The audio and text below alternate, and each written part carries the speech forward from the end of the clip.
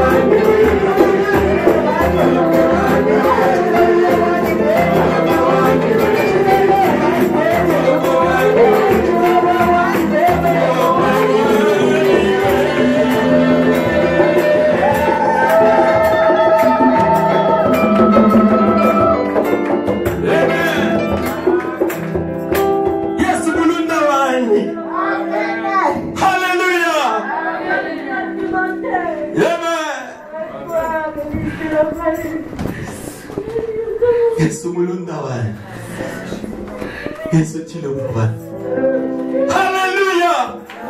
Merci Jésus. Amen. Amen. Alléluia. Gloire à toi Jésus. Shabanawa. Amen.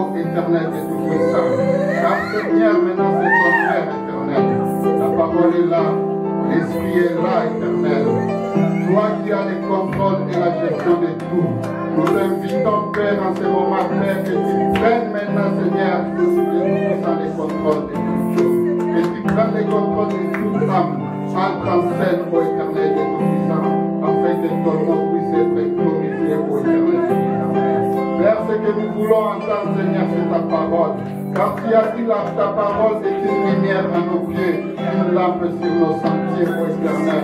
Éclaire nos chemins, éclaire nos vies, ô Éternel, de les armées des Tout-Puissants. Père, que cette parole qui sortira d'ici, Seigneur, puisse consoler les affligés.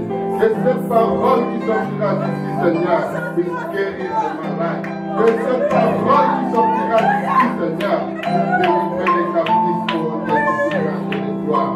Seigneur, nous invitons la présence du Saint-Esprit, Éternel de Tout-Puissant. Ouvre notre entendement spirituel, Éternel de l'Éternel.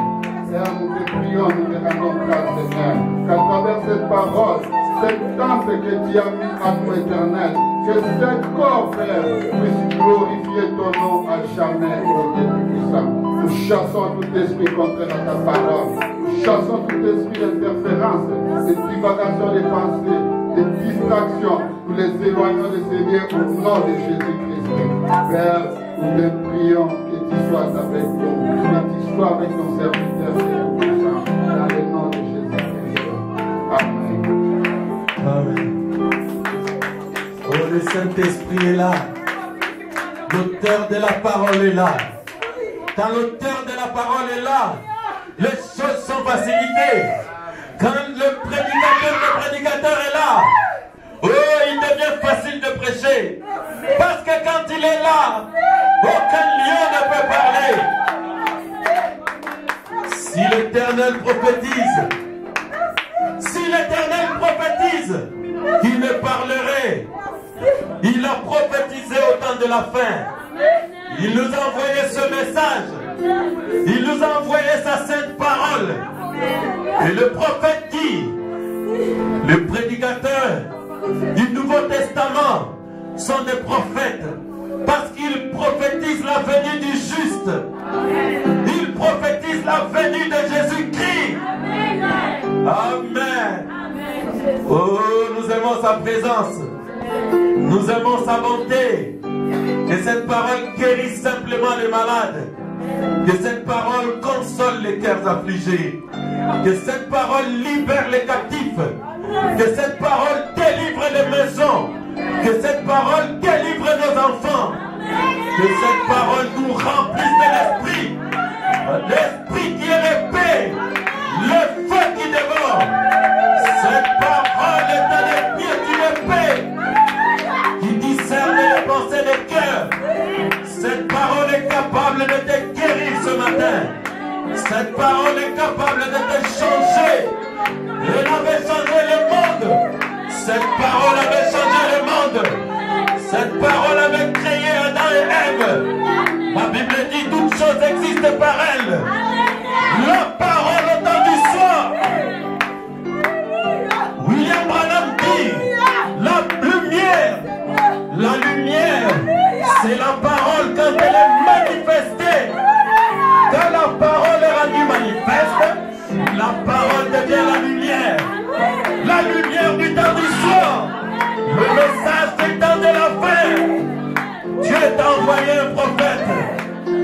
t'a envoyé un prophète, mon frère, ma soeur, pour libérer ton cœur, pour délivrer les captifs.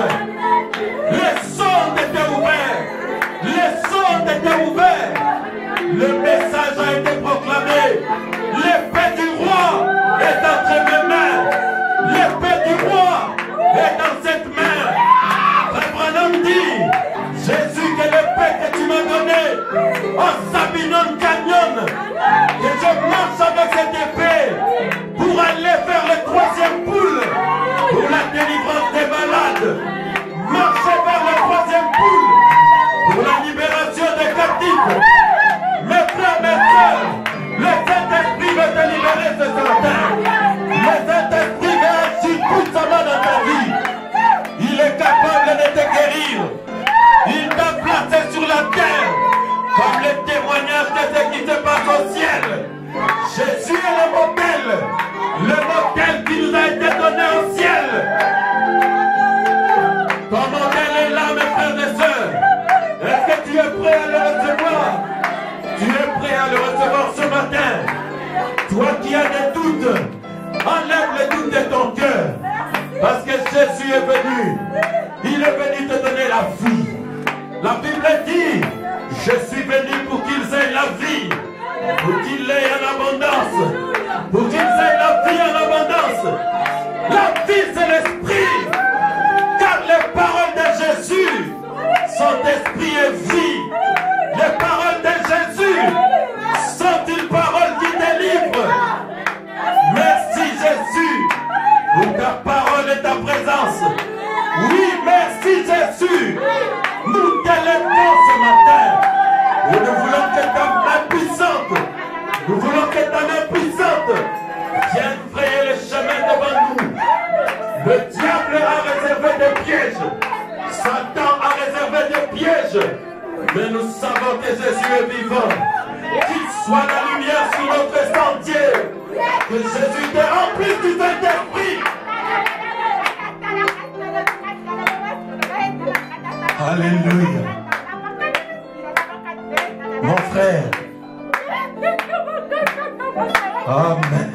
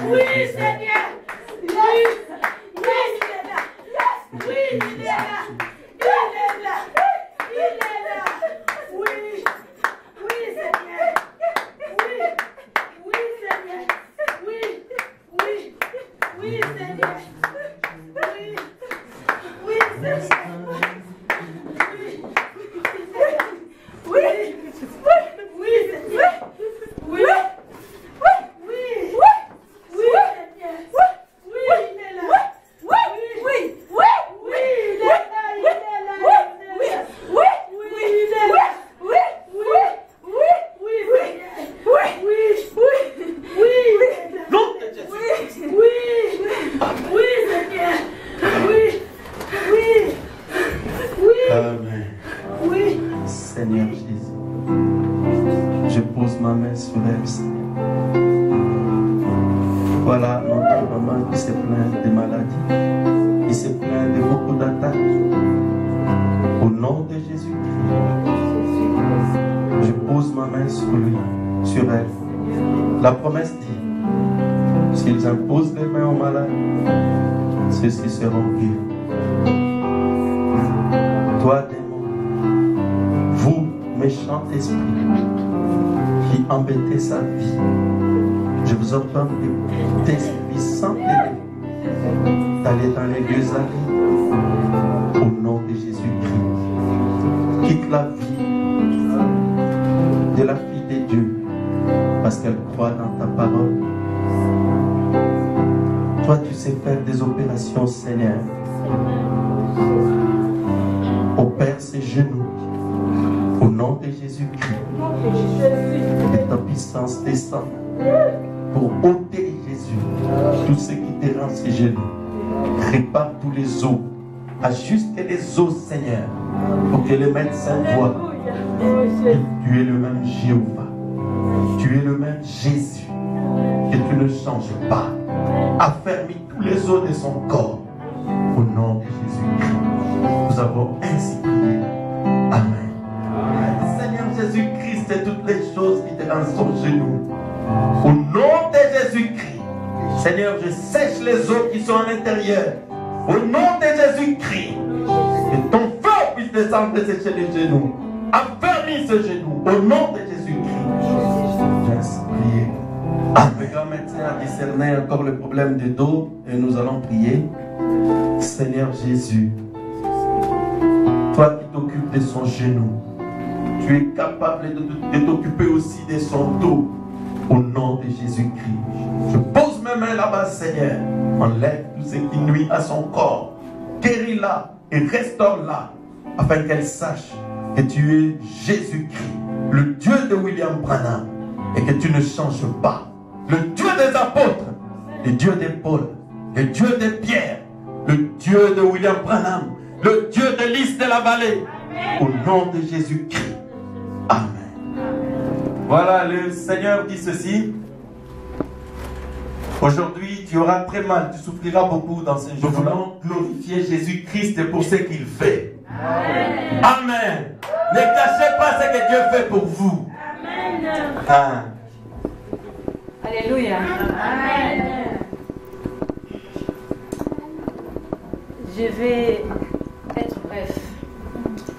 En fait, je sais que tout le monde est au courant de ma santé. Non, sœur, prends le micro. Tout le monde est au courant. J'ai souffert, j'avais des problèmes de cœur. Alors le médecin m'avait dit que non, madame, vous n'allez plus vivre longtemps sur cette heure. Moi, je lui ai dit que mais ça, c'est vous qui le dites. Parce que Dieu n'a pas dit ça. Amen. Il m'a dit non, madame, vous devriez être là chaque fois pour voir qu'est-ce qui ne va pas. Bon, bon, c'est bref. Après ça, je suis venue voir le pasteur et on a prié. Bon, j'étais inquiet, mais à un moment, j'ai dit bon, de toutes les façons, c'est Dieu qui donne la vie. C'est lui qui est capable de faire tout. Et je partais toujours à l'hôpital, je buvais mes médicaments. À un certain temps, j'ai dit non, je ne prends plus rien. Frère Peter, les médicaments me coûtaient tellement cher, ils étaient trop chers.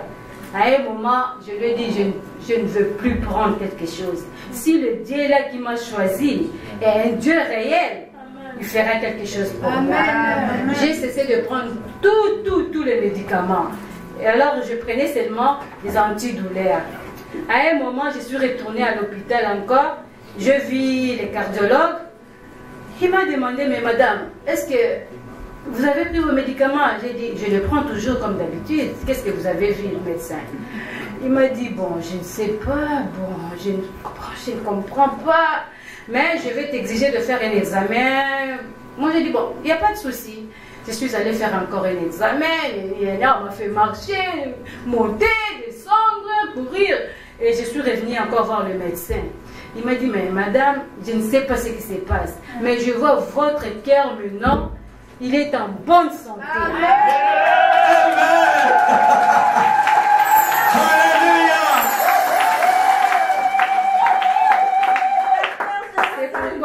suis venu témoigner. Amen. Et Dieu Tout-Puissant, il est grand. Amen. Amen, amen. Pasteur, Nazoba n'a même croisé regard naïe. Donc il a commencé à avoir peur de regarder sa femme. Non. Jésus-Christ est vivant. Amen. Vous voyez ce que votre Dieu a fait. Vous voyez ce que la foi fait. Ayez foi en Dieu. Amen. Et là, qui mon médicament, j'ai été pris depuis longtemps maintenant. De toute manière, avec les médicaments, on dit que 15 jours. Je ne peux pas vivre longtemps encore. Bon, alors, à quoi bon? Maintenant, il ne me reste plus qu'un seul espoir. Et cet espoir-là s'appelle J-E-S-U. Alléluia. Oh, donnons des acclamations à Jésus-Christ.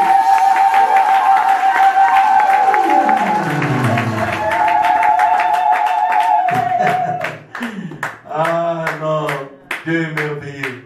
Un jour, je lui avais imposé les mains ici avant son baptême. Pendant que j'avais ma main sur elle, l'ange du Seigneur est venu, il a ouvert son ventre. Ici, elle a commencé à opérer, à sortir des choses. Alors moi j'attendais, j'avais ma main sur elle. Il opérait. Quand il a fini l'opération, j'ai retiré ma main.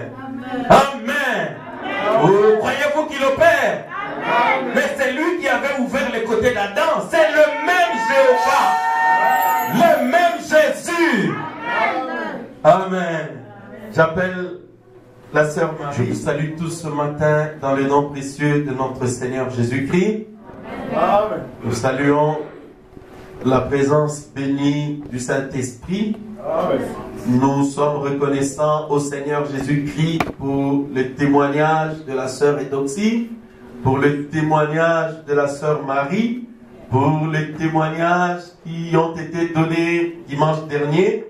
Et nous bénissons le Seigneur pour tout ce qu'il a fait. Amen. Et cette année, alors que nous avons eu notre consécration pour la Pentecôte, nous avons demandé qu'on ait 4 fois plus de témoignages, 4 fois plus de miracles, 4 fois plus d'onction, 4 fois plus de puissance. Amen. Oui, le Seigneur le fera.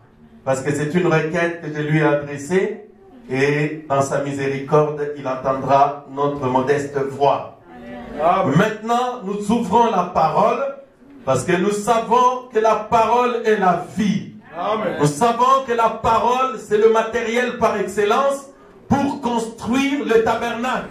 Nombre chapitre 1, du verset 50 à 54. Remets aux soins de Lévite le tabernacle du témoignage, tous ses ustensiles et tout ce qui lui appartient. Ils porteront le tabernacle et tous ses ustensiles. Ils en feront le service et ils camperont autour du tabernacle. Quand le tabernacle partira, les Lévites les démonteront. Quand le tabernacle campera, les Lévites les dresseront. Et l'étranger qui en approchera sera puni de mort. Les enfants d'Israël camperont chacun dans son camp, chacun près de sa bannière selon leur division. Mais les Lévites camperont autour du tabernacle du témoignage, afin que ma colère n'éclate point sur l'assemblée des enfants d'Israël. Et les Lévites auront la garde du tabernacle du témoignage. Les enfants d'Israël se conformèrent à tous les ordres que l'Éternel avait donnés à Moïse. Ils firent ainsi. Que le Seigneur ajoute des bénédictions à la lecture de sa parole. Amen. Veuillez vous asseoir. Tabernacle du témoignage. C'est cela le titre de notre prédication. Amen. Nous l'avons tiré de la Bible parce que le tabernacle, c'est quelque chose qui se trouve dans la parole de Dieu. Amen. Nombre chapitre 1, du verset 50 à 54. Amen. Le mot tabernacle du témoignage rappelle la tente. La tente que Moïse fit dresser dans le désert lors du retour des enfants d'Israël en Égypte. Les enfants d'Israël étaient en route vers Canaan.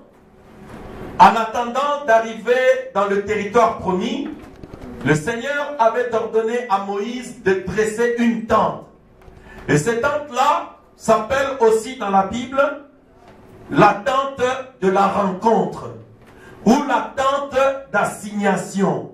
Donc si vous entendez cela dans la Bible, la tente d'assignation ou la tente des rencontres ou le tabernacle du témoignage, donc c'est la même chose. Le mot tabernacle vient du latin, le mot tabernaculum, ce qui veut dire une tente. C'est-à-dire, tout le monde ici sait ce que c'est qu'une tente. On peut prendre des tissus comme ça, ou des bâches, en cuir, ou en peau, ou en je ne sais pas en quelle matière. On dresse une maison, donc on dresse des murs sur les côtés, et puis 4 murs, et puis un toit. Donc, à l'aide de tentes, à l'aide du tissu, ou de cuir, ou ce qu'on appelle une bâche. Amen. Maintenant, une tente. Vous allez voir les églises du message, on les appelle habituellement des tabernacles. Peut-être qu'aujourd'hui vous allez le comprendre. Lys de la Vallée Tabernacle, comme notre église. Rikini, Assemblée chrétienne de Rikini, c'est aussi un tabernacle. Par exemple, Shekinah Tabernacle, Roc Séculaire Tabernacle, Agapao Tabernacle. Vous allez voir que c'est uniquement en général les églises du message qui utilisent ces substantifs, ces mots des tabernacles. Bon, les autres églises, ils disent par exemple le ministère ceci, ou bien église de ceci, église de cela. Le mot tabernacle signifie tente. Et vous allez voir que dans le concept d'une tente, cela est souvent quelque chose de provisoire. Parce qu'une tente, on ne peut pas la dresser pour des années et des années, ou ni même pour des mois, parce qu'il risque de s'abîmer. On doit constamment changer ceci ou changer cela. Amen. Cela montre simplement que les églises du message, comme nous sommes ici sur la terre, cela rappelle simplement que nous ne sommes ici que provisoirement. C'est-à-dire ces églises que vous voyez que nous appelons des tabernacles, ce sont des structures provisoires qui nous rappellent un véritable tabernacle qui est au ciel, qui nous attend et où nous nous rendrons. C'est pourquoi quand nous construisons des églises ici sur la terre, nous savons qu'un jour nous les quitterons. Parce que la promesse veut que nous habitions avec notre Dieu dans son tabernacle pour l'éternité. Amen. Amen. Donc ces tabernacles sont des choses provisoires. Vous pouvez engloutir des millions pour construire des histoires ici, mais sachez que c'est provisoire parce que ça sera détruit. Pour finir, nous allons, pour ceux qui ont reçu le Saint-Esprit, ils vont aller au ciel où nous habiterons dans le tabernacle de Dieu pour l'éternité. Amen. Amen. Le tabernacle du témoignage. Je voudrais que l'Église comprenne, d'abord selon Dieu, selon la Bible, la nécessité de ce tabernacle.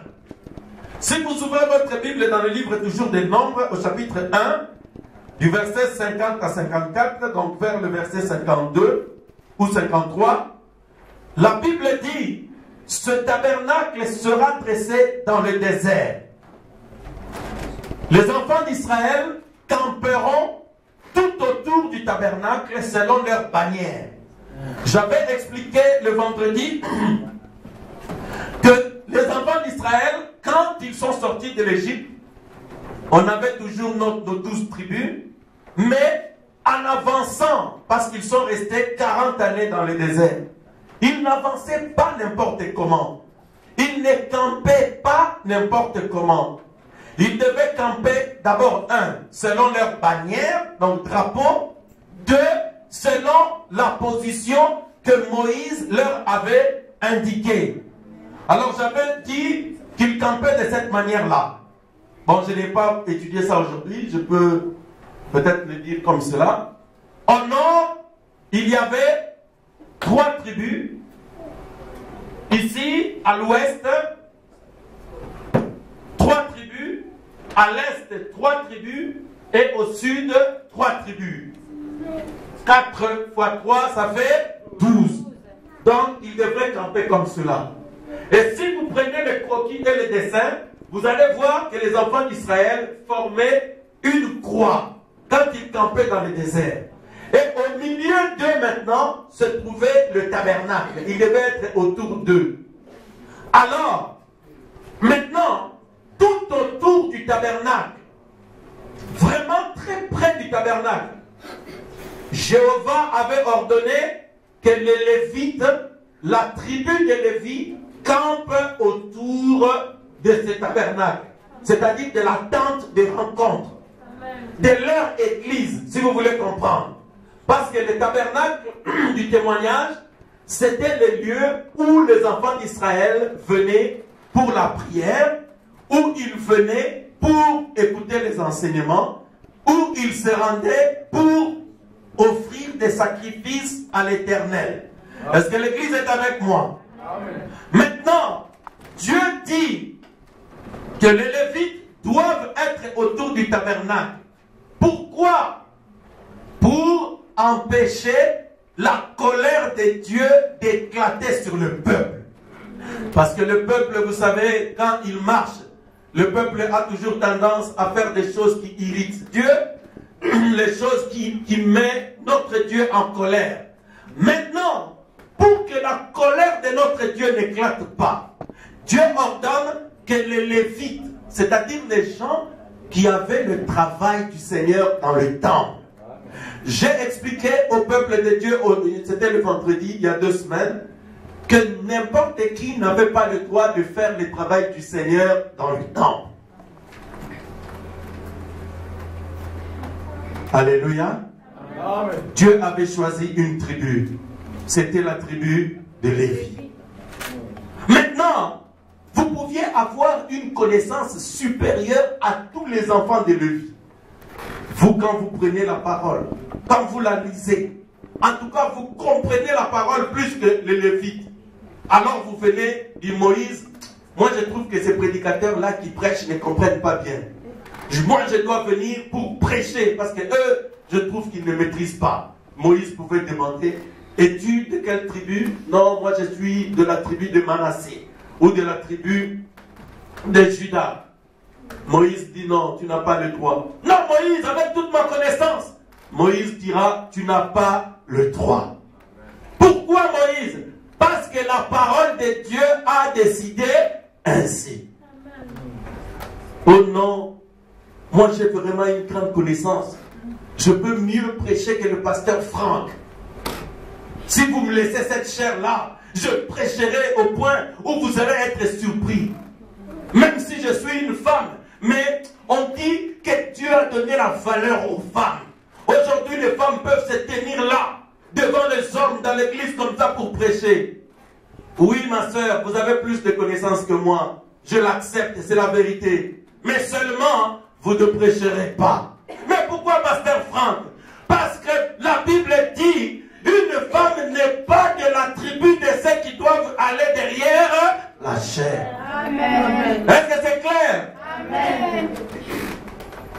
Oh non, moi je m'appelle frère Y. Moussala Nangaï, c'est me marier tous les jours. Tu prends une femme, tu laisses. Tu prends une deuxième, tu laisses. Tu épouses une troisième, tu laisses. Et puis tu viens à l'église. Pasteur, moi je connais la parole depuis longtemps. Je veux être diacre. La parole de Dieu dit, le diacre doit être le mari d'une seule femme.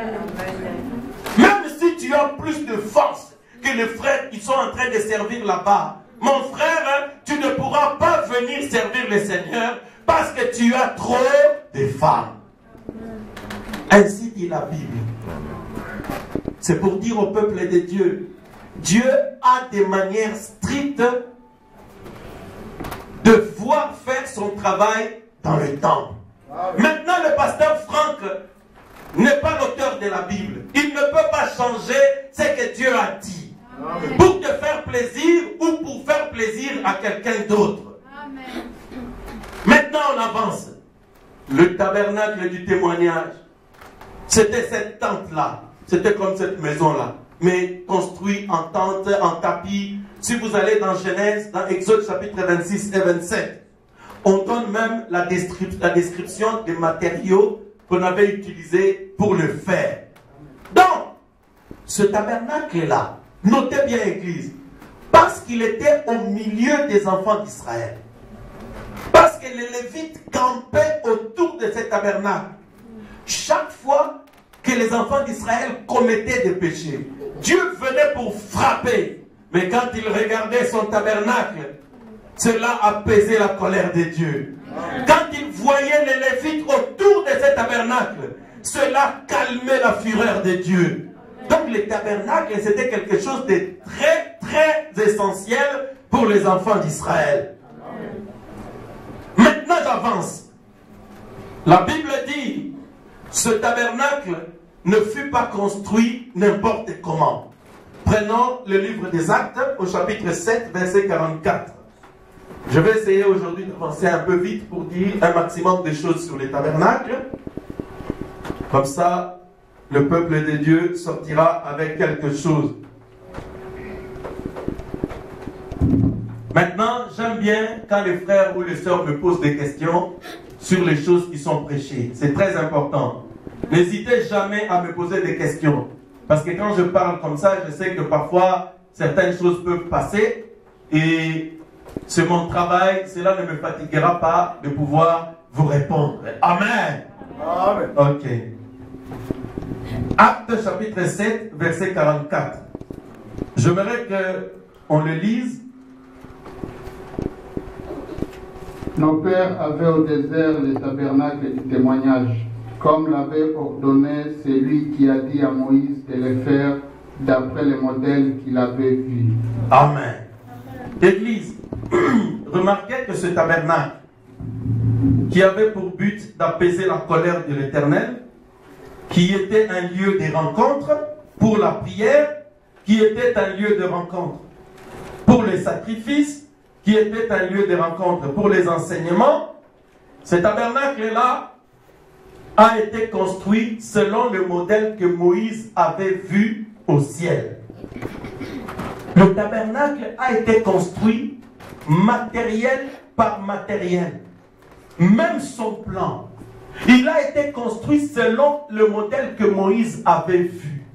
Donc Dieu a pris son prophète, il l'a élevé dans la vision. Il est allé voir ce qu'était le tabernacle au ciel, et Moïse est retourné avec le concept, avec la vision de quelque chose qu'il devrait construire pour apaiser la colère de Dieu.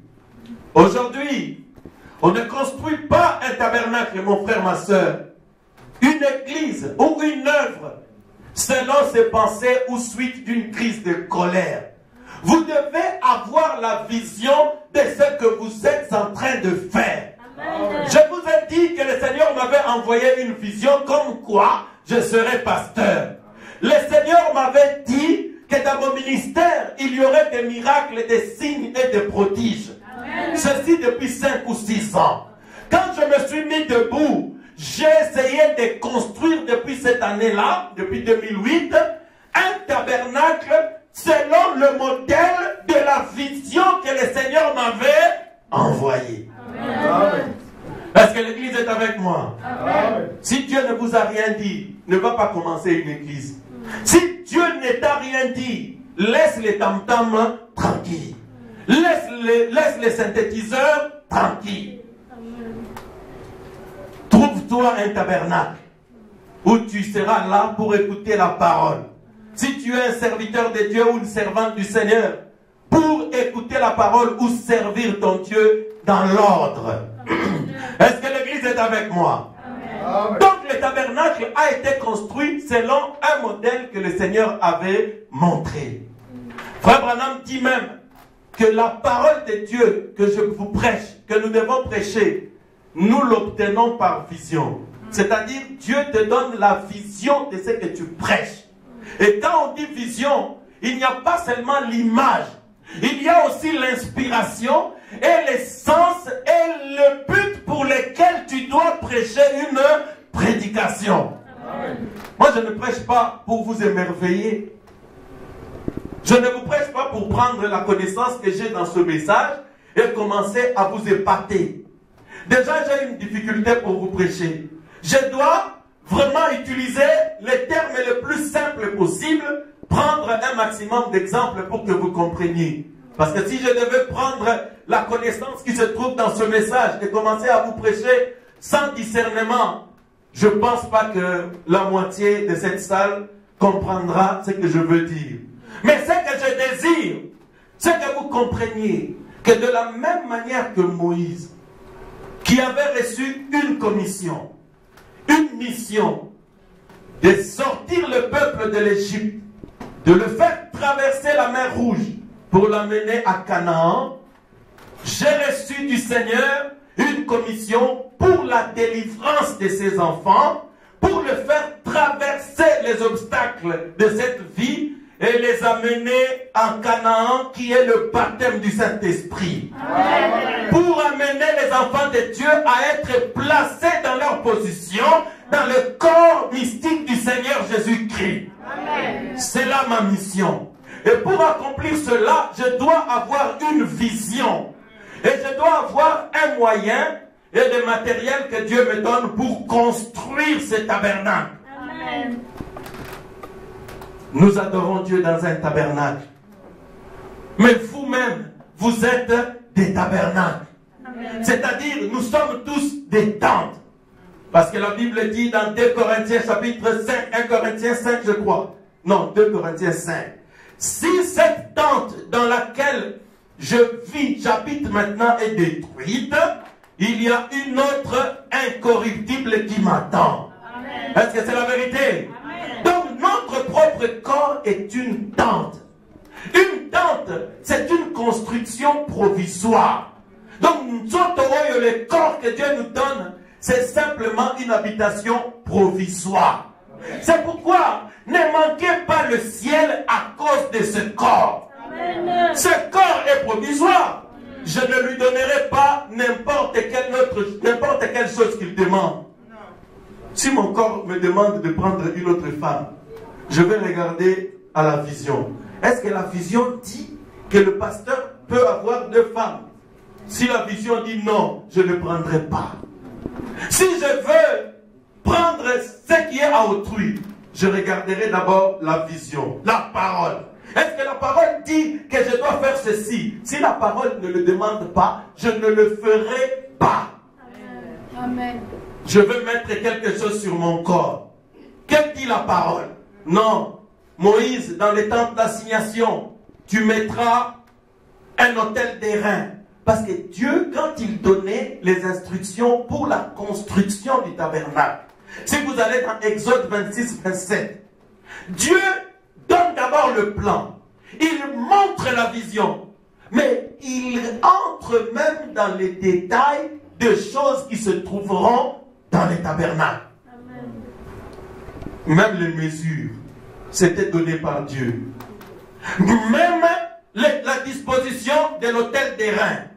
Même dans le lieu saint. Là, la table où se trouvait le chandelier. Et la table où se trouvait le pain de proposition.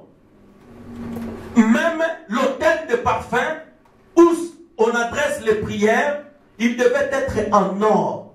C'est-à-dire, Dieu avait donné les détails de la manière dont le tabernacle devait être dressé. Église, est-ce que vous êtes avec moi? Amen. Aujourd'hui, Dieu a donné un modèle dans la parole de Dieu de la manière dont nous les hommes, nous devons traiter ce tabernacle-là, cette tente qui est notre corps. Amen. Vous n'êtes plus dans les dénominations où l'on vous laissait faire tout ce que vous voulez et on vous promettait le ciel, alors que eux-mêmes qui vous promettent le ciel, ils n'y entrent même pas, comme dit la Bible. Ils promettent un ciel imaginaire. Un ciel où on peut aller vivant n'importe comment, s'habillant n'importe comment, marchant de n'importe quelle manière. Non. Moi, je vais être sincère avec vous. Je ne vous promets pas ce ciel, un ciel comme ça. Le ciel où nous allons, avant d'y aller, notre corps, le tabernacle qui est ici sur la terre, doit correspondre à la théophanie qui nous attend là-bas au ciel. Amen. Dieu a un corps pour toi et moi. Si tu es trop fort, tu dois chercher à maigrir un peu pour rentrer dans ces corps-là. Si tu es trop mince, tu vas chercher à grossir un peu pour que tu sois, ce corps-là t'essaye. Pour que ce corps-là te aille bien. Maintenant, comment tu vas grossir? Tu vas dire, mais pasteur, comment je vais grossir? Tu vas grossir par le matériel que je te donne aujourd'hui.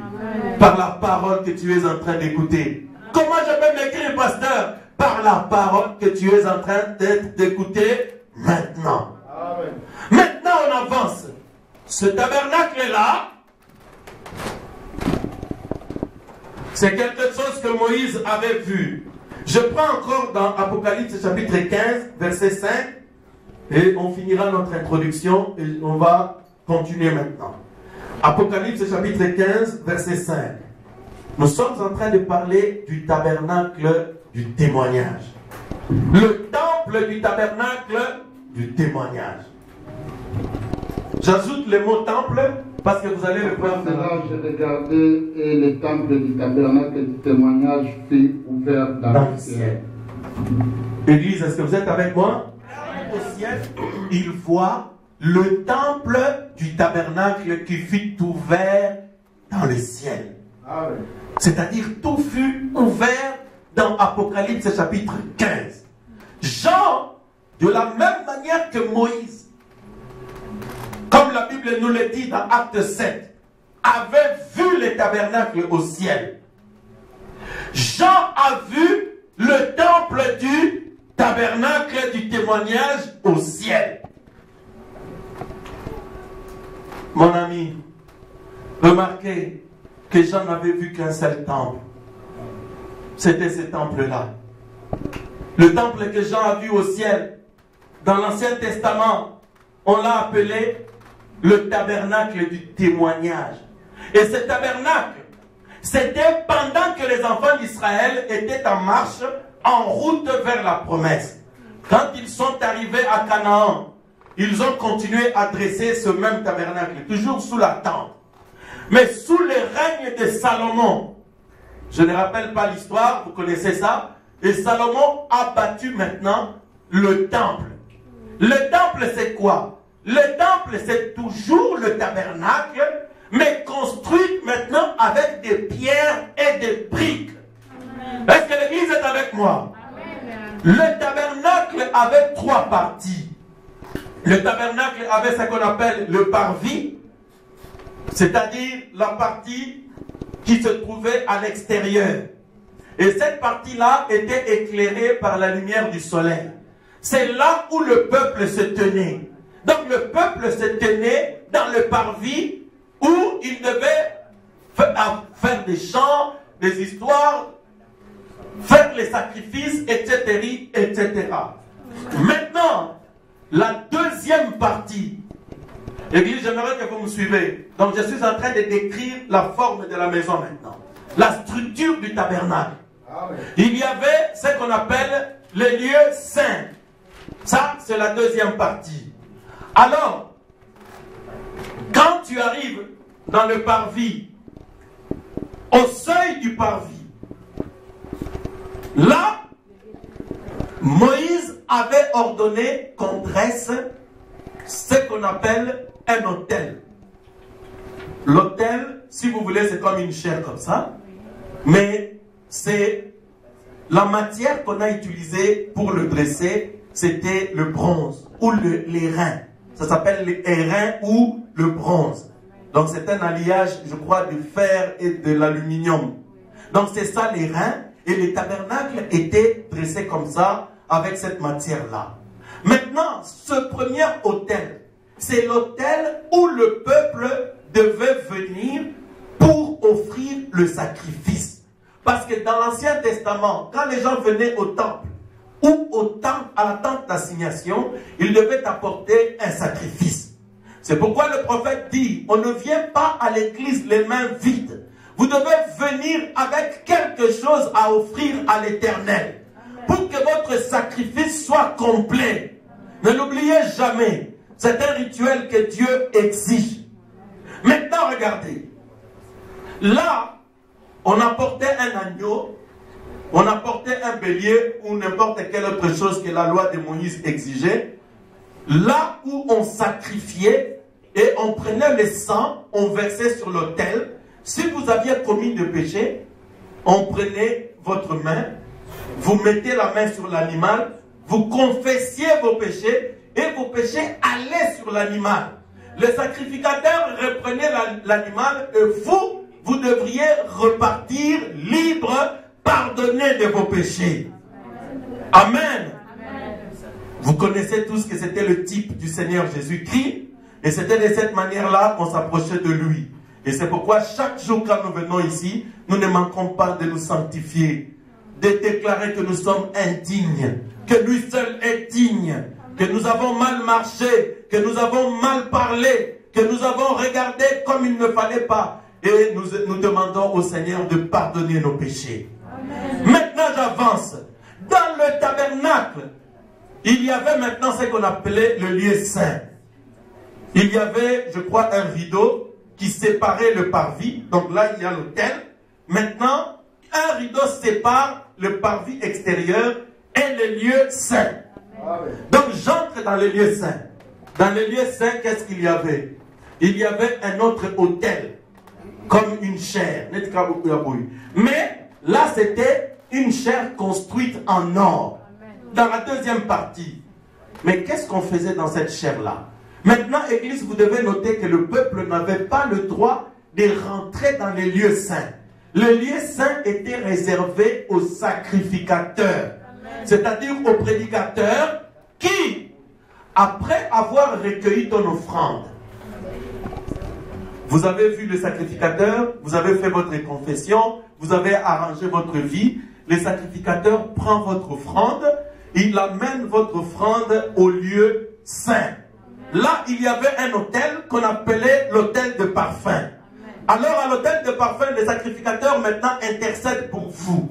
Il dit, Seigneur, pardonne ta fille pour les choses qu'il avait faites dans le passé. Seigneur, pardonne ton fils pour les vilaines choses qu'il avait faites dans le passé. Alors, Dieu prenait ces prières-là pour faire l'expiation et pardonner définitivement son fils ou sa fille. Amen.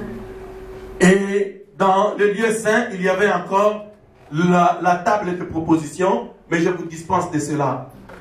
Alors, maintenant, si vous laissez le lieu saint, on va dire le lieu saint commence ici, par exemple, ici, jusque là, le lieu saint se termine.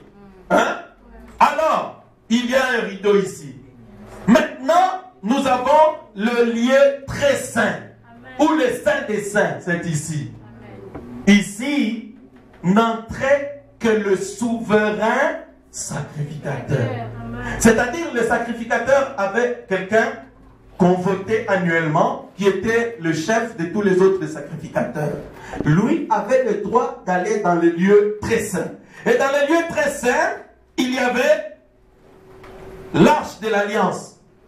Dans l'arche de l'alliance de Moïse, il y avait à l'intérieur, l'arche, je vous ai déjà expliqué, c'est comme un petit cercueil, comme ça, je crois, d'1,25 m sur 70 cm, avec une couvercle qu'on appelle le propitiatoire, et à l'intérieur, il y a la table de la loi que Moïse avait, que Dieu avait écrite dans le désert, et il y avait un échantillon de la manne qui tombait dans le désert.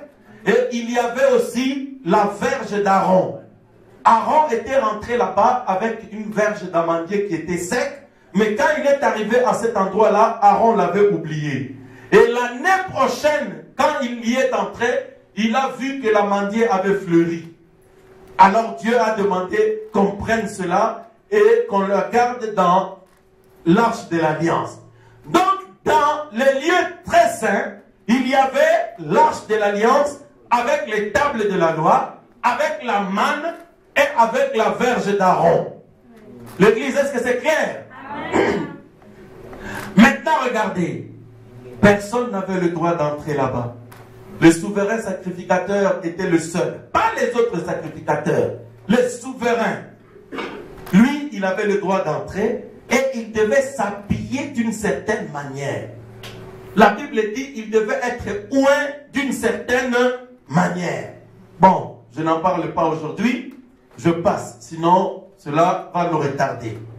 Mais j'aime bien vous donner la forme de ce tabernacle pour comprendre ce que nous sommes en train de dire ou de voir aujourd'hui. Maintenant, regardez l'église. Nous voyons que le temple avait 3 parties. Mais c'était un seul temple. Le temple avait 3 parties, mais la tente ou le temple avait 3 parties, mais il était un et unique. Maintenant, regardez. Ce tabernacle-là, je retourne encore en arrière.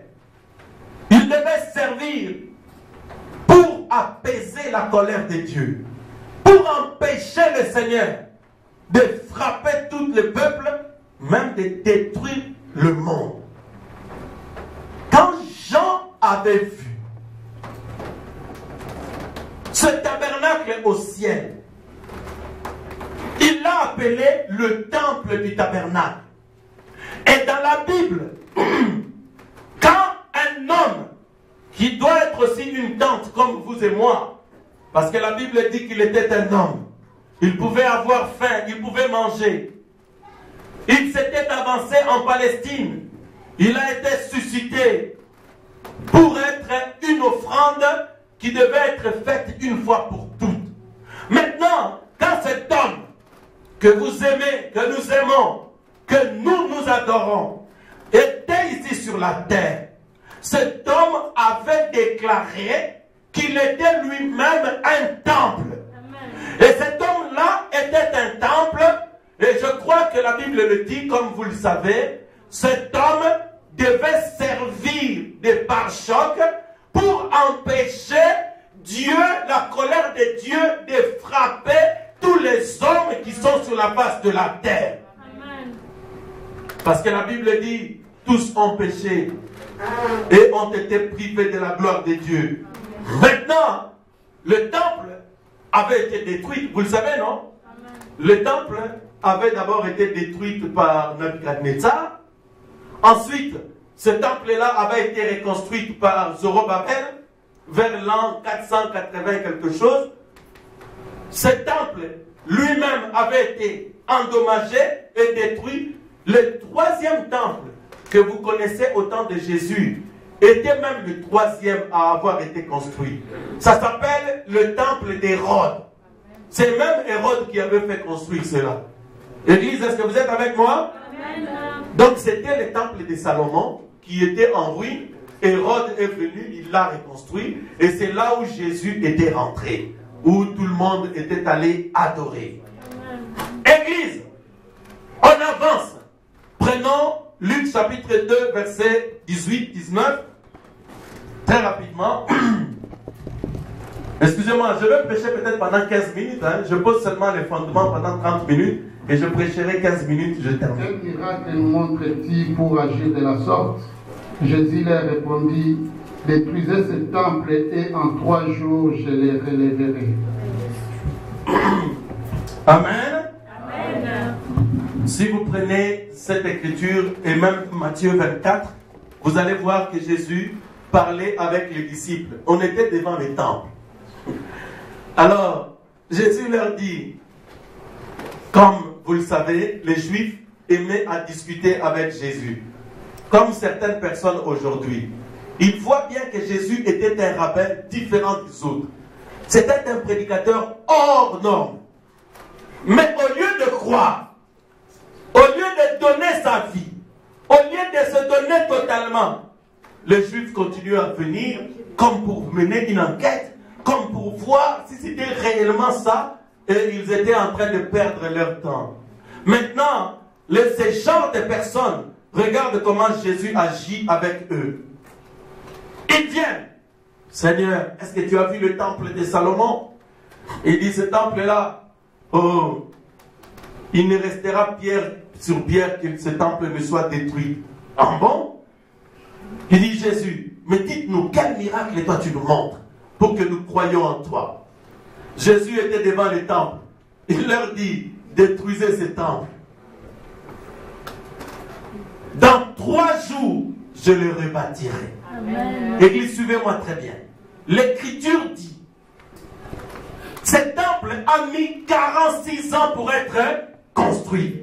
Mais toi, tu dis que dans 3 jours, tu vas le reconstruire. Jésus leur montrait le temple. Là, c'était la parole qui parlait. L'Écriture disait que le temple avait mis 46 ans, mais la parole était en train de parler de notre temple. Amen. Parce que Jésus savait que le tabernacle et les temples qu'ils avaient construits étaient ce que la Bible appelle le tabernacle du témoignage.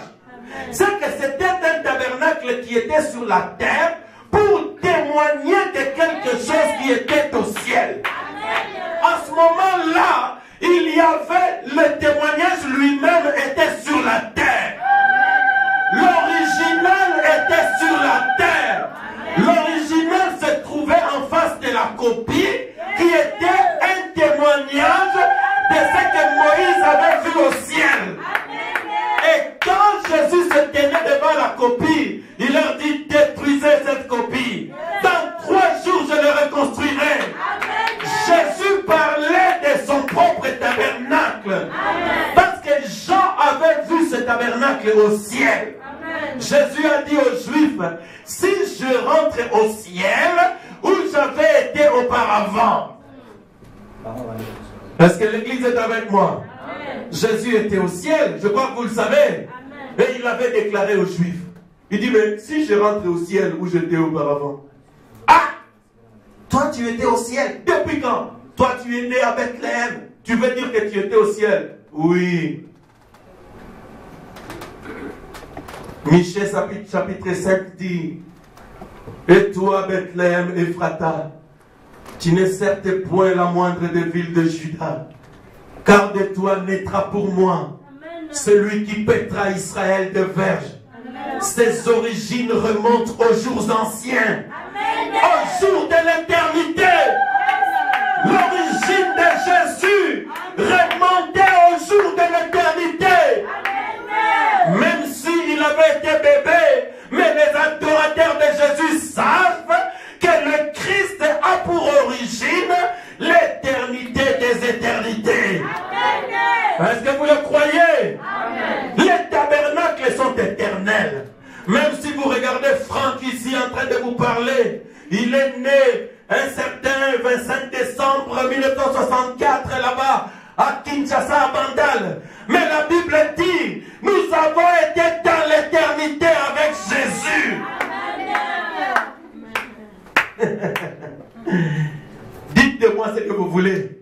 Dites de la fille de Dieu ce que vous voulez. Mais Job 38, 4 dit, où étais-tu quand nous étions en train de pousser des cris de joie, alors que notre Dieu était en train de créer les ciels et la terre? Amen. Nous avons été des témoins de la création du ciel et de la terre. Amen. Nous poussions des cris de joie en Dieu.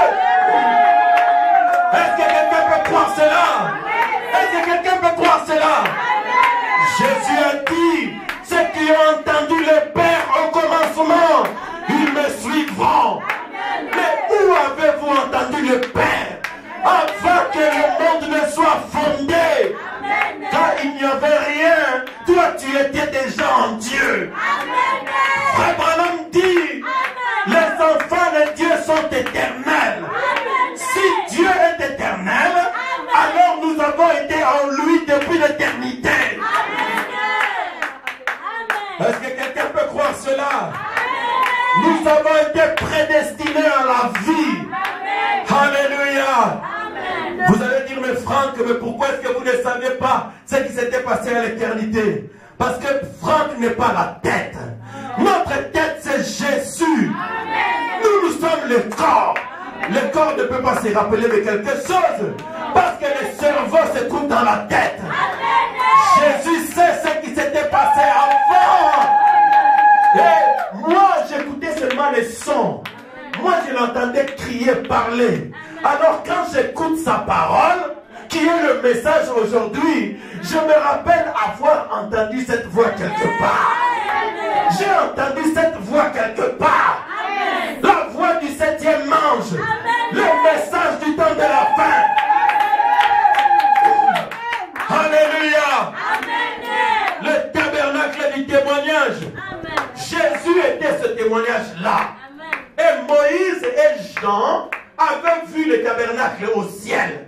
C'est pourquoi quand Jean est entré, il a écrit, Jean chapitre 1, au commencement était la parole. La parole était avec Dieu. Et la parole était Dieu. Parce que ce que j'ai vu, au ciel, je n'ai vu qu'un seul temple. Et ce temple-là s'appelle Jésus. Il est la lumière des hommes. Il n'y a pas 3 dieux au ciel. Il y a un seul tabernacle qui a 3 parties. En Jésus, il y avait un corps, il y avait un esprit et il y avait une âme.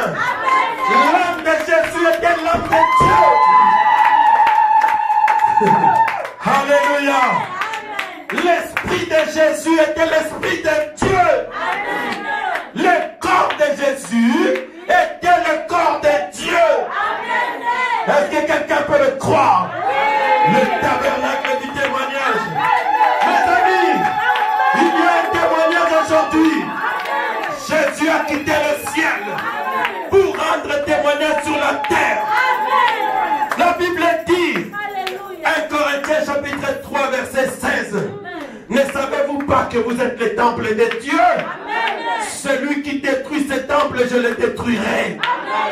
Celui qui habille mal ce temple-là, il sera détruit par Dieu. Celui qui fume des cigarettes pour détruire ce temple, il sera détruit par Dieu. Maintenant, vous êtes les temples. La Bible ne s'arrête pas seulement au mot temple. Il dit, vous êtes les tabernacles du témoignage. Mes amis, posez-vous la question, mais de quel témoignage s'agit-il? Ah, le témoignage du baptême du Saint-Esprit. Prenons la Bible. 1 Corinthiens chapitre 6. Et bien pour la révélation. Oh, vous êtes des anciennes pentecôtistes, des anciennes baptistes. Bon, pète ma pas plutôt qu'elle n'est l'alcoolo. Arrêtez les petites choses. Montons dans la révélation maintenant. Vous êtes des éclos. 1 Corinthiens chapitre 6. Oh, nous décollons. Attachez vos ceintures. Nous allons quitter le monde pentecôtiste. Nous allons quitter les aéroports de pentecôtistes. Nous décollons pour Los Angeles, la cité des anges. Alléluia. 1 Corinthiens chapitre 6, verset 2. Mes amis, les hôtesses passent. Les anges sont en train de passer. Attachez vos ceintures. Attachez vos ceintures. Nous allons quitter les aéroports des pentecôtistes, les aéroports des protestants. Nous allons décoller dans les airs. Nous allons partir dans les airs pour attraper les Héroboa. Alléluia. Oui. 1 Corinthiens 6. On y va. Ne savez-vous pas que les saints jugeront le monde? Et si c'est par vous que le monde est jugé, êtes-vous indigne de rendre les moindres jugements? Alléluia. 1 Corinthiens chapitre 6 verset 2 dit, ne savez-vous pas que les saints jugeront le monde? Je vais vous prouver que vous êtes des tabernacles. Pourquoi la parole vous demande-t-il de vous sanctifier? Parce que dans le tabernacle du témoignage, il y avait à l'entrée des lieux saints un autel de jugement. Là-bas, quand vous arrivez, la parole vous juge. On vous aide les sceaux de purification, ces sceaux de séparation, pour vous séparer du monde et du péché. Et quand vous arrivez là, vous trouvez l'autel du jugement. Alors vous êtes coupable. Vous prenez un sacrifice. Vous dites non, je suis coupable. Je suis jugé. Je crois, Seigneur, que j'ai mal agi. Vous prenez l'agneau. Mais vous, vous êtes les fils et les filles de Dieu. Dieu dit, de la même manière qu'au tabernacle, les coupables étaient jugés, vous allez juger le monde. Amen. Ah, vous allez juger le monde comment? Oh non, moi, je suis une chrétienne. Je mets la jupe. Je ne mettrai pas des pantalons. Tu arrives là où se trouvent les autres personnes. Oh toi, pourquoi tu as des jupes? Non, la Bible dit dans Deutéronome 22:5, une femme ne mettra pas les vêtements d'homme. Alors, il faut commencer à se sentir condamné. Oh, non, je ne dis pas ça. Mais je suis en train de me conformer à la parole. Dans leur cœur, ils commencent à se sentir jugés. Pourquoi est-ce que tu les juges? La vie de la parole est en train de juger le monde. Alléluia. Mon ami, je suis un prédicateur. Je prie pour les malades, Dieu les guérit. Je prie, l'onction descend. Un autre prédicateur va me voir. Franck, pourquoi toi, quand tu pries, il y a l'onction? Aussi, Mikarabakisi. Non, les acquisités. Il commence à me critiquer. Oh non, Franck, il a des fétiches, il a des histoires. Parce qu'il commence à prier pour les malades. Les malades sont guéris. Alors il commence à se sentir condamné. Parce que lui ne voit pas la même chose. Amen. Je ne juge par les œuvres qui m'accompagnent. Vous allez juger le monde. Vous ne vous maquillez pas. Il commence à paniquer. Oh, mon Ezali passe dans mon frère.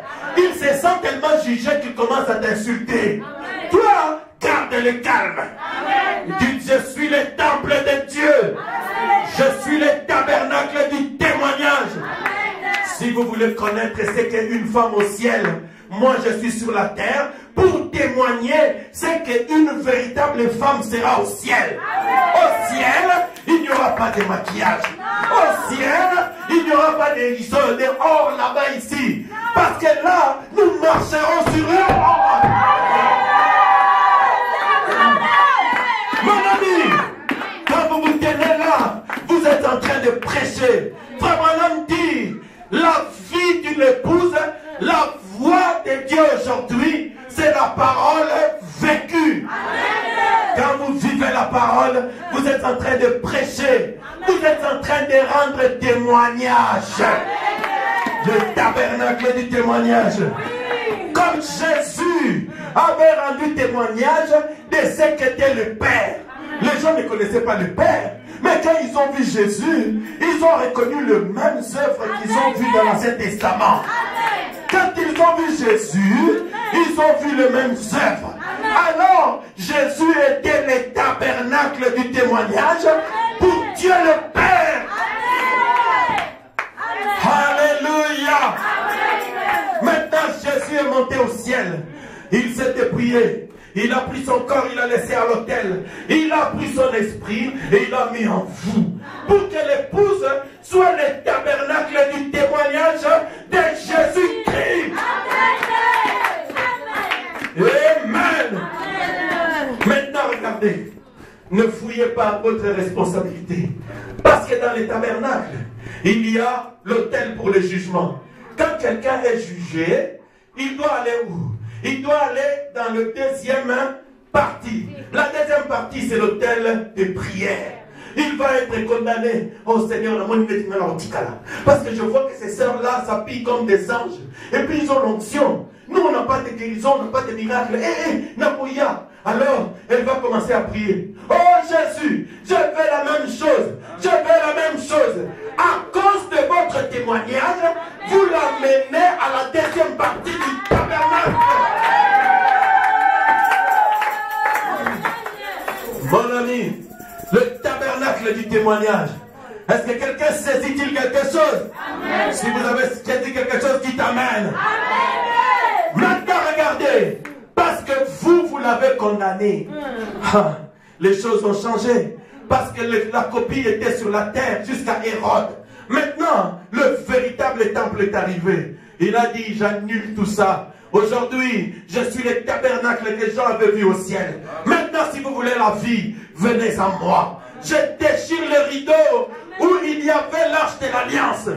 Maintenant, vous tous qui croyez en moi, vous pouvez entrer jusque dans les lieux très saints. Savez-vous quoi? Jésus a fait de nous un royaume de sacrificateurs. Selon Apocalypse chapitre 1. Est-ce que l'église est avec moi? Vous croyez cela? Maintenant regardez. Parce que Jésus a déchiré le voile du temple. Ce n'est plus comme dans l'Ancien Testament. Vous comme moi, nous pouvons rentrer à la fois dans les parvis, nous rentrons dans les lieux saints, et nous pouvons aller même dans les saints des saints. Amen. Maintenant, comment est-ce que les gens vont là-bas? Mais ce n'est pas votre témoignage. Amen. Votre témoignage les condamne. Pourquoi est-ce que Dieu insiste, ma soeur, que vous ayez l'apparence d'une soeur de la parole? Ne souffrez pas. Acceptez cela, parce que tu vas condamner beaucoup. Amen. Maintenant, parmi elles, il y a aussi des filles de Dieu. Elles diront, mais non, cette sœur a l'onction et la puissance, parce qu'elle a la jupe, parce qu'il y a un pantalon et n'a pas été, un bijou et n'a pas été. Ah, je vais faire comme elle. Amen. Maintenant, vous allez l'envoyer, il a été jugé et vous l'envoyez à la deuxième partie. Il a été justifié. Maintenant, elle ira pour se sanctifier. Elle va prier, elle va prier. Là, dans la deuxième partie, à l'hôtel des parfums, c'est le travail de l'âme. C'est-à-dire que ce sont les prières, les confessions, les choses que vous devez arranger. Vous êtes dans la deuxième partie. Et quand Dieu agrée votre foi, il vous envoie dans les lieux très saints. Alors vous commencez à sauver les gens sans le savoir. Amen. L'église, est-ce que vous ne voulez pas devenir des sauveurs? Amen. Frère Branham dit, vous jugerez le monde par votre témoignage. Amen. Maintenant, regardez. Pourquoi le Saint-Esprit a-t-il été donné? Je vais terminer. Je vous ai dit 30 minutes suffirait pour poser quelques bases. Je prêche et puis c'est fini. Pourquoi le Saint-Esprit a-t-il été donné? Paragraphe 101. Vous allez voir. Liste de la vallée. Comme on est ici, on est en train de juger même certains serviteurs de Dieu ou des églises. Alors je prends la lumière. Dieu nous a visité. La colonne de feu est là. La colonne de feu est là. Oh mon frère, tu vois, tu peux prêcher, mais tu dois arrêter de montrer les photos de la colonne de feu parce que tu vois, ce n'est pas bien. Il faut être humble. L'humilité n'a rien à voir avec ça. Je dois exhiber cette lumière. Parce que frère Branham dit, partout où ce message sera prêché, la même colonne de feu sera là. Vous allez voir, c'est que frère Branham dit là-bas. Pourquoi le Saint-Esprit a-t-il été donné? Paragraphe 101. Frère Branham dit, il y aura un groupe d'intellectuels, de fanatiques, de branhamistes, de fanatiques sans puissance, ni onction. Mais il y a un autre qui croira ce message. Parce que nous croyons que William Branham est le prophète de cet âge. Que celui qui croit dit Amen. Amen. Mais je le dis, toi qui aimes toujours me critiquer, je ne suis pas branhamiste. Je suis chrétien qui croit le message de William Branham. Amen. Qui prend William Branham comme le prophète de cet âge. Amen. Celui qui a révélé Jésus-Christ comme étant le Dieu créateur du ciel et de la terre. Amen. Alléluia. Amen. Voilà notre position. Amen. Maintenant, Jésus l'a confirmé par cette lumière. Et vous soyez. Oh, Franck, voilà, comme il y a la lumière. Oui, c'est la même qui était au-dessus de la tête de William Branham. Amen. Maintenant, écoutez ce que Frère Branham dit. Paragraphe 101. Ok. Tant que Dieu a un peuple, que Dieu a une église, Dieu a le Saint-Esprit qui l'accompagne. Amen. Voilà pourquoi Dieu a donné le Saint-Esprit. Il y aura des intellectuels. Il y en a toujours eu. Oui, il y aura des branhamistes, des fanatiques. Vous pouvez mettre un chapeau. Moi aussi, je vais mettre un chapeau. L'homme de Kentucky. Le frère Branham dit, il y aura un petit groupe quelque part qui marchera avec les yeux d'aigle. Et Dieu vous récompensera. Un prophète a parlé. Et nous sommes en train de prophétiser aujourd'hui. Ésaïe chapitre 2, verset 3. Rapidement, frère Christian. On va lire quelque chose là. On va terminer. Il est 13h combien? 13h15.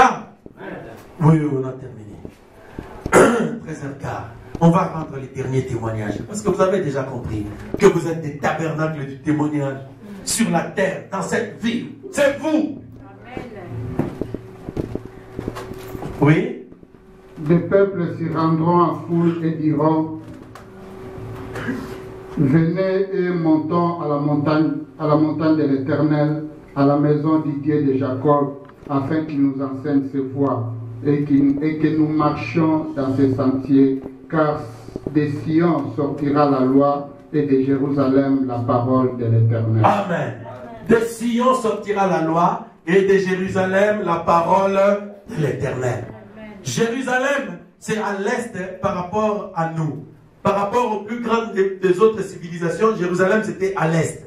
Et c'est de l'est que la parole est sortie. C'est de l'est que la parole est sortie. Jésus a été d'abord manifesté à l'est. Maintenant, à l'ouest, au fond du tabernacle, il y avait l'arche de l'alliance, il y avait les chérubins ou là, les ailes des chérubins des anges croisés. Maintenant, sur les propitiatoires, on devait mettre le sang. Tant qu'il y avait le sang sur le propitiatoire c'est la couvercle de l'arche de l'alliance. Donc il y avait le sang pour montrer que c'est encore le temps de grâce. Comme aujourd'hui, il y a encore le sang sur la couvercle. Jésus t'invite, il t'appelle, il te supplie aujourd'hui. Mais un jour, Jésus deviendra ton juge. En ce moment-là, ça sera trop tard. C'est maintenant le temps de te conformer à sa parole, à ce message. Maintenant, je termine en disant ceci. Les tabernacles devraient aussi rendre témoignage du parcours de la parole. La parole a commencé à l'est. Elle a traversé les âges. Elle a traversé les temps de Paul, de Colomban, de Irénée, de Martin, de Luther. Nous étudierons les âges de l'Église. Tranquillisez-vous. C'est une promesse. Elle sera tenue si le Seigneur tarde. Maintenant, au temps du coucher du soleil, au temps du soir, la parole s'est manifestée à l'ouest. À l'est, c'était Jésus dans son corps physique. Maintenant, à l'ouest, c'était le même Jésus, mais manifesté par le message du temps de la fin. Le prophète nous a sorti la parole à l'ouest du monde, aux États-Unis d'Amérique. Et là, la parole a été rendue manifeste dans l'épouse. Le même soleil qui se lève à l'est, ce soleil se couche à l'ouest. Et à l'ouest, c'est la fin. À l'ouest, c'est là où la parole est rendue manifeste dans ses enfants. Le jour où Dieu attendait dans ce monde, oui, le jour où Dieu attend dans ce monde, c'est ceci, mon frère, ma soeur. Romains, chapitre 8, je crois, verset 19. La Bible dit, là c'était Paul qui écrivait, et ils ne l'ont pas vu. Le monde soupire et attend la manifestation des fils et des filles de Dieu. Alléluia. Parce que toute la parole n'avait pas encore été révélée. Ce n'était pas possible que cette grande fête d'adoption se produise au temps de Paul, au temps d'Irénée, au temps de Martin. Parce que les sceaux et les secrets de la Bible étaient encore voilés. Mais à l'ouest, là où se trouvait la manne, là où se trouvait la table, à l'ouest, la parole a été complète. Amen. Regarde, nous sommes maintenant, nous quittons l'est, c'est l'entrée. À l'ouest, il y avait quoi? Au fond, à la fin de l'histoire du monde, il y avait la table de la loi.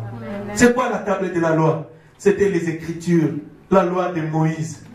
Ensuite, Dieu avait dit, mets-moi encore un échantillon de la manne. Ma soeur, mon frère, c'est quoi la manne? La manne, c'est cette nourriture qui tombait tous les jours pour maintenir les enfants d'Israël en vie. C'est-à-dire, il n'y a pas seulement les Écritures, les brochures et la Bible pour vivre, mais il y a aussi la manne. La manne qui descend à l'église le mercredi, le vendredi, le dimanche. Chaque jour, Dieu donne la manne pour son peuple. C'est pourquoi les doctrines de rester à la maison, lire la Bible tout seul, prier tout seul, vous allez vous perdre. Vous devez venir pour manger votre pain quotidien. Dans l'arche de l'alliance. à l'ouest, il n'y avait pas seulement la table, il n'y avait pas seulement la Bible. Et tu dois venir à l'église, là où se trouve le sacrificateur, qui a le secret de la manne cachée, pour te donner la manne qu'il te faut tous les jours. Amen. La manne d'aujourd'hui, on ne pouvait pas le garder pour le manger demain. Non. Quand ça restait, il pourrissait. C'est pourquoi, pour les chrétiens, c'est un devoir d'être à l'église tous les jours. Parce que Dieu est en train de construire ton tabernacle. Amen. Mercredi, il t'avait parlé de la promesse individuelle et générale. Dimanche, il te dit que tu es un tabernacle. Amen. Qui témoigne de ce que Dieu est unique. Amen. Qui témoigne de ce que doit être une sœur sur la terre, un frère sur la terre. Amen. Maintenant, là, il y avait aussi la verge d'Aaron qui avait fleuri. C'est-à-dire, nous sommes au temps où un morceau de bois sec que nous étions, si nous arrivons dans sa présence à l'ouest où le message a été dévoilé, révélé, nous allons être rendus fertiles, fécondes, nous allons être bénis, bénis, bénis, bénis, et que Dieu vous bénisse. Que Dieu vous bénisse. Le tabernacle de Jésus. Lève-nous car nous avons terminé. Le tabernacle du témoignage. Amen. Dieu tout-puissant, éternel notre Dieu, nous te remercions, Père Céleste, pour cette grande parole que tu nous as accordée aujourd'hui, Seigneur. Merci, Seigneur, qui nous a révélé, Père Céleste, ce tabernacle, les tabernacles qui ont été vus par les prophètes, Seigneur.